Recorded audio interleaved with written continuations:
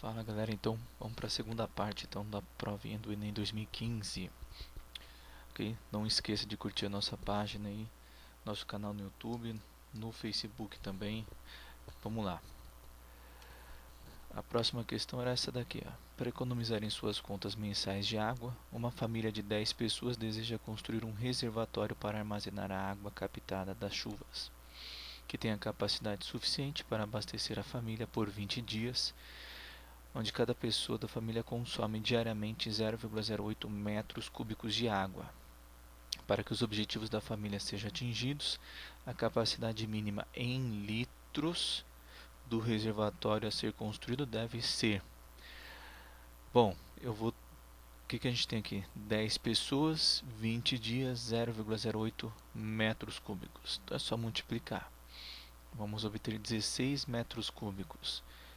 Qual é o cuidado nessa questão? Ele quer a resposta em litros. Então a gente precisa lembrar, né? precisa saber que 1 metro cúbico cabe em 1000 litros. Então aqui são 16.000 litros, alternativa I. Ok? A próxima questão diz o seguinte: uma competição esportiva envolveu 20 equipes com 10 atletas cada. Uma denúncia à organização dizia que um dos atletas havia utilizado substância proibida. Os organizadores então decidiram fazer um exame antidoping. Foram propostos 3 modos diferentes para escolher os atletas que irão realizar. Modo 1, sortear 3 atletas dentre todos os participantes. Modo 2, sortear primeiro uma das equipes e desta sortear 3 atletas. Modo 3, sortear primeiro 3 equipes e então sortear um atleta de cada uma dessas 3 equipes. Considere que todos os atletas têm igual probabilidade de serem sorteados e que P1, P2 e P3 sejam as probabilidades do atleta que utilizou a substância proibida sejam dos escolhidos para o exame, no caso do sorteio ser feito pelos modos 1, 2 e 3. Comparando-se essas probabilidades, obtém-se. Então, vamos lá. 3 atletas de todos, então 20 equipes com 10 atletas, eu tenho 200 atletas. Então vou ter o quê? Uma possibilidade em 200, né, de pegar o atleta que foi pego no antidoping e multiplico por 3. Por que por 3? Porque são as possibilidades. O que pode acontecer? Como são 3 atletas, ele poderia ser o primeiro escolhido, ou o segundo, ou o terceiro. Então, 3 possibilidades. Tá? 3 em 200. Segundo modo, sorteio primeiro uma das equipes. Então, uma das equipes é 1 em 20. E sorteio 3 atletas. Então, novamente, para escolher o atleta pego no antidoping é uma possibilidade em 10, porque cada equipe tem 10 atletas. E multiplico por 3 de novo, porque é aquilo, ele pode ter sido o primeiro, o segundo ou o terceiro pego no antidoping. 3 em 200. O terceiro modo, eu vou fazer o quê? Eu sorteio as 3 equipes, né? Sorteio primeiro 3 equipes, então eu tenho que pegar a equipe que tem o cara que vai ser pego no antidoping, né? O atleta. E então sorteio um atleta de cada uma dessas 3 equipes. Então a gente vai ter o quê? Como agora aqui em relação à equipe, eu tenho que escolher a equipe que vai ter o atleta antidoping. Então ele pode estar na primeira equipe, na segunda ou na terceira. E o modo dele ser pego é uma possibilidade em 10 dentro da equipe escolhida nessa situação, que vai dar 3 em 200. Então, ou seja, todas as possibilidades são iguais. Alternativa E. Né? Próxima questão de trigonometria. Né? Assusta um pouco a questão, mas quem tem uma noção assim básica, digamos assim, de trigonometria, principalmente de cosseno, seno, daria para fazer. Né? Assusta um pouco, mas não seria das mais difíceis. A questão anterior era bem mais complexa. Segundo o Instituto Brasileiro de Geografia e Estatística, produtos sazonais são aqueles que apresentam ciclos bem definidos de produção, consumo e preço. Resumidamente, existem épocas do ano em que a sua disponibilidade nos mercados varejistas ora é escassa com preços elevados, ora é abundante com preços mais baixos, o que ocorre no mês de produção máxima da safra. A partir de uma série histórica, observou-se que o preço P em reais do quilograma de um certo produto sazonal pode ser descrito pela função, essa funçãozinha aqui. onde x representa o mês do ano, sendo x igual a 1 associado ao mês de janeiro, x igual a 2 ao mês de fevereiro e assim sucessivamente até x igual a 12 associado ao mês de dezembro. Na safra, o mês de produção máxima desse produto é, então lá, produção máxima acontece quando os preços são mais baixos. Para o preço ser mais baixo, né, tá vendo que é 8 mais alguma coisa. O cosseno, né, o valor máximo dele o que é? 1 e o mínimo é menos 1. Então, a produção máxima vai acontecer quando o preço é mínimo, né, conforme destacado aqui no texto. Então, seja quando o cosseno for igual a menos 1. Lembrando do ciclo trigonométrico, né, então lembra que aqui é o cosseno, aqui é o seno, então cosseno menos 1 está aqui. Né? Esse ângulo aqui é de 180 graus. Como estão trabalhando em radiano, é π radianos. Então, lá, cosseno de π é menos 1.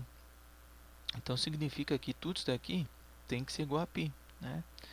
Então, o 6, né, multiplicando dos dois lados a minha equação, né, a gente vai obter o quê? πx menos π igual a 6π.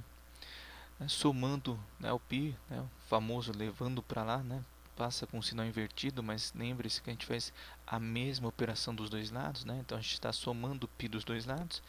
7π, simplificando o π, x igual a 7. Né, 7 é o mês de julho. A próxima questão diz o seguinte: uma família composta por 7 pessoas adultas, após decidir o itinerário da sua viagem, consultou o site de uma empresa aérea e constatou que o voo para a data escolhida estava quase lotado.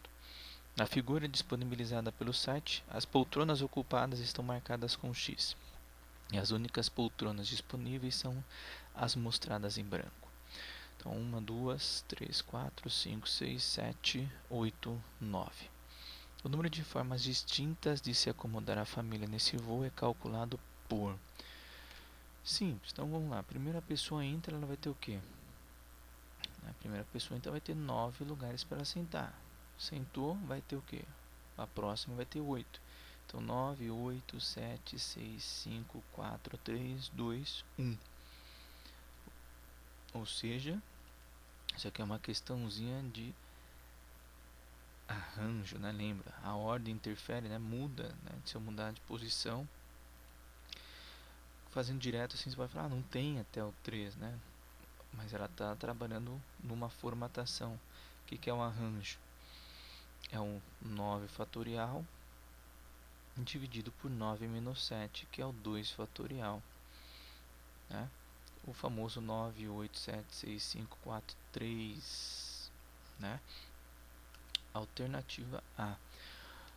O problema aqui é que alguns caíram, né, no pega-ratão, no probleminha, se fosse pensar em combinação onde a ordem não interferiria. Né? Aí assinalaria, teriam assinalado a letra B. Né? Então, poderia ter atrapalhado alguns aí, ok? Mas letra A. Bom, o proprietário de um parque aquático deseja construir uma piscina em suas dependências. A figura representa a vista superior dessa piscina, que é formada por 3 setores circulares idênticos, com ângulo central igual a 60 graus. O raio R deve ser um número natural. O parque aquático já conta com uma piscina em formato retangular, com dimensões 50 por 24. O proprietário quer que a área ocupada pela nova piscina seja menor que a ocupada pela piscina já existente. Considere 3 como aproximação para π. O maior valor possível para R em metros deverá ser.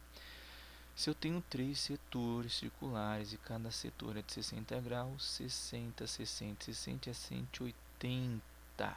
Então, na verdade, apesar desse formato ser estranho aqui, né? Isso daqui, a área disso é exatamente a metade da área de um círculo. Então isso aqui é πr ao quadrado sobre 2. E esta área tem que ser menor do que a área de formato retangular de 50 por 24. 50 vezes 24 vezes 2, dividido por 3, né? Porque o π aqui vale 3, vai dar 800. Então, ou seja, a raiz r ao quadrado tem que ser menor que 800. Então lá, 30 é 900, né? Passou. Então 29, 841. Como eu preciso que seja menor, tem que ser quem? 28, que vai ter uma área de 784 metros quadrados. Ok? Então é isso aí, pessoal.